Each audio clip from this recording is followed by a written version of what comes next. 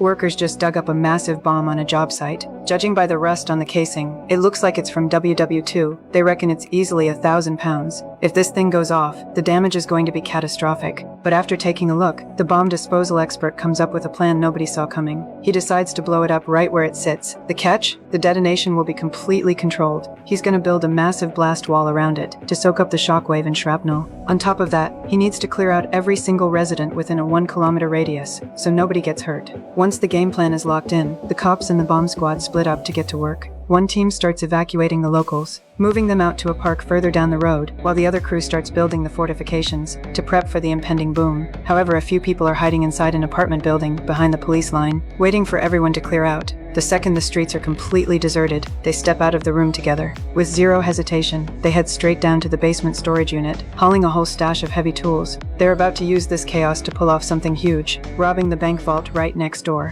First, the 4 thieves use a cut-off saw to slice open the wall, then swing sledgehammers to loosen up the bricks, before switching to smaller hammers to pick away the loose masonry piece by piece. It's clear as day, these guys are seasoned pros. Getting through the brick is just step 1 though, because right behind it is the bank building's reinforced concrete wall.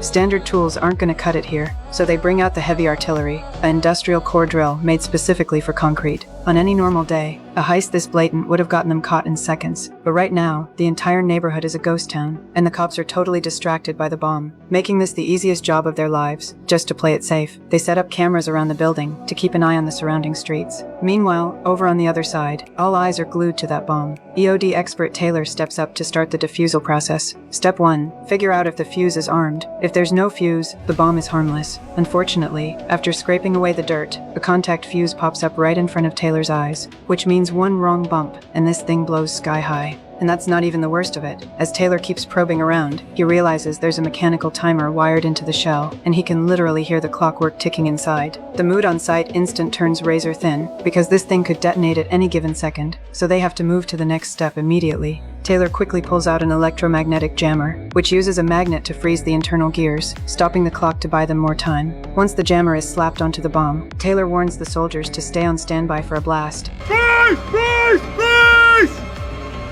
Switching on!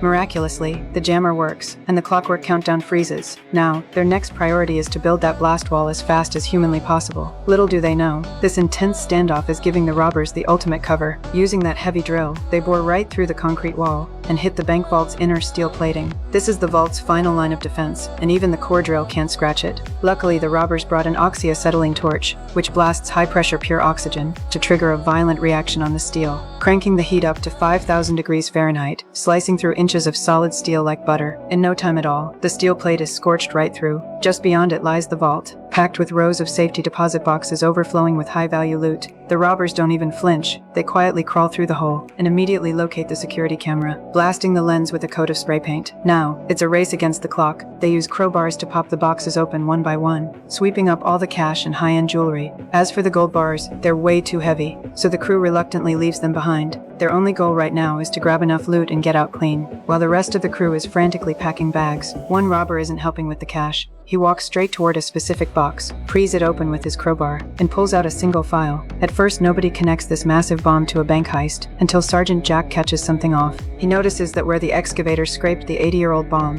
the exposed metal is gleaming like brand new. He immediately reports this weird anomaly to his superior, Taylor. If this bomb were actually from World War II, its casing should be completely rotted and rusted out, not shining like fresh metal. Taylor brushes it off though, and tells Jack to fall back immediately, because standing next to a live explosive is suicide. Seeing that his boss won't listen, Jack grabs a teammate, and sure enough, his buddy agrees. This is a modern bomb disguised under a fake layer of rust. After putting their heads together, the straight-laced Jack goes back to Taylor. He really needs his boss to take a closer look. Just as the two of them start walking back toward the bomb, the comms coordinator detects a sudden spike in the signal audio, meaning the timer has just restarted itself, and it could blow at literally any second. With danger staring them in the face, they forget the debate. Getting as far away from the bomb as possible is the only thing that matters. Everyone scrambles back behind the barricades. Nobody knows why the jammer suddenly failed, and even Taylor can't explain it. Left with no choice, he goes to Plan B, using a non-sparking drill kit to bore out the fuse, and pump in a chemical solution to jam the gears. It's a total long shot, but it's all he's got. Right in the middle of this high-stakes moment, the police command suddenly orders Taylor to freeze everything because they just detected an unknown heat signature inside the exclusion zone. Since the power grid was cut ahead of time, that heat source might be a civilian who refused to evacuate, and they need to secure them first. In reality, that heat signature is just a portable generator the robbers brought in, stashed out of sight inside a dumpster. When the cops rush over to investigate, they stumble right into the robber who is posted outside on lookout. Thinking he's just a stubborn local, the two officers try to escort him out, but the guy bolts, running straight into the building and warning his crew inside the bank. The cops try to give chase, but they get locked out by a heavy iron gate, forcing them to radio HQ for backup. Everyone assumes the guy with the mustache is just an uncooperative resident, completely oblivious to the fact that a crew of robbers is inside packing up boxes, getting ready to walk off with millions in cash and valuables. By the time the two officers grab bolt cutters to break through the gate, the bomb on the other side goes off ahead of schedule.